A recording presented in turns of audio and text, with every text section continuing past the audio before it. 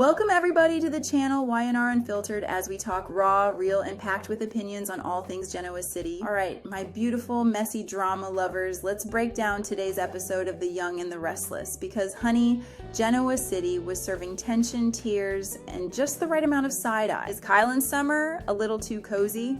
So we open at the GCAC where Summer runs into Kyle and they start gushing about how much little Harrison is thriving at the club while their mansion gets a facelift.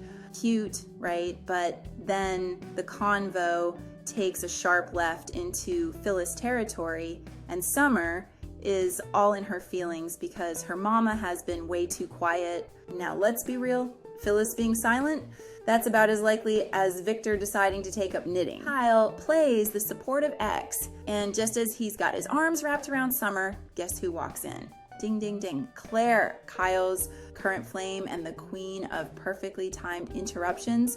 Summer jumps away like she just got caught stealing cookies from the Newman kitchen. Claire, being the ever so polite but totally watching you girlfriend, asks about Phyllis, and Summer fumbles through an answer. Then, in true Claire fashion, she starts talking about how much she loves corporate life. Because just yesterday, she was all about working with kids, and now she's giving big CEO energy. Summer, who is already on edge, can't help but throw a little shade at how quickly Claire ditched her dream job. Claire shrugs it off, but baby, Summer's side-eye is locked and loaded. Nikki smells trouble. Speaking of loaded, Nikki rolls up and immediately clocks the vibe between Summer and Claire. She gets Claire alone and is like, spill it, girl, what's up with you and Summer? Claire tries to play it cool, but Nikki is practically Mother Newman, and she lets Claire know subtly, of course, that she sees the tension. Claire, feeling a little paranoid, and honestly, with reason, wonders if Victor is pulling some strings to push Summer and Kyle back together. Nikki gasps, like she's shocked by the idea, but come on, Nikki, you know your husband. She doesn't deny it outright, though. Instead, she gives Claire a pep talk, telling her not to let Summer or the ghost of Phyllis get in her head. Nikki's basically like, listen, Summer is Phyllis Jr., but I got you, babe. Victor may be Victor, but we'll make this blended family work, or at least we'll try. And Claire, she's trying to believe it. Oh boy. Kyle and Summer, the what are we talk. Later at Crimson Lights, Kyle straight up asks Summer if she's got a problem with him and Claire. And Summer, blinking like she's just been accused of shoplifting, says she's totally fine, she's just protective. Sure, Jan. Then she pivots to warning him about Victor because nobody escapes the Newman grip unscathed. Kyle, puffing up like a lost little abbot, swears he's his own man. Summer just looks at him and is like, boy, plenty have tried. Then she drops the big one. Are you falling for Claire?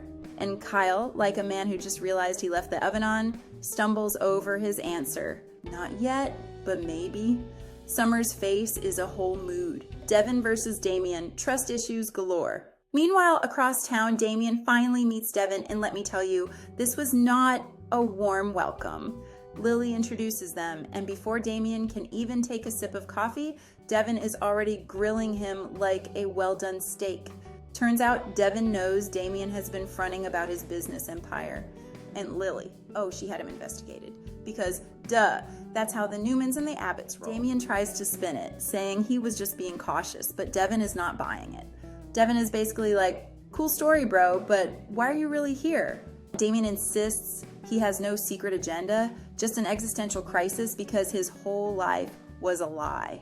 Devon softens just a little because, hey, he knows what it's like to have daddy issues. But does that mean he trusts Damian? Ha, not a chance. Lily and Damian dinner plans and doubts. Lily steps away and Devon gives Damian the old, listen here, buddy talk. He might give him the benefit of the doubt, but if Damian tries anything, Devon will shut it down real quick. Damian shrugs it off and in a move that makes Devon's eyebrow practically jump off his forehead, asks Lily out again. Sis says she'll check her calendar, but Devon's side-eye is immediate. Once Damian leaves, Devon tells Lily he knows there's more to this guy than meets the eye. Lily tries to play it cool, but Devon sees through her. He asks the real question. Lily girl, are you catching feelings for this dude? She says it's just about getting answers, but Devon isn't convinced. Amy's hoping Damian's arrival. Back at the penthouse, Amy is feeling hopeful for the first time in ages. She tells Nate how she and Damian bonded over their sad past, and honestly, it was a lot. Nate, being the supportive teddy bear he is, tells her he's got an oncologist friend coming over to discuss treatment options.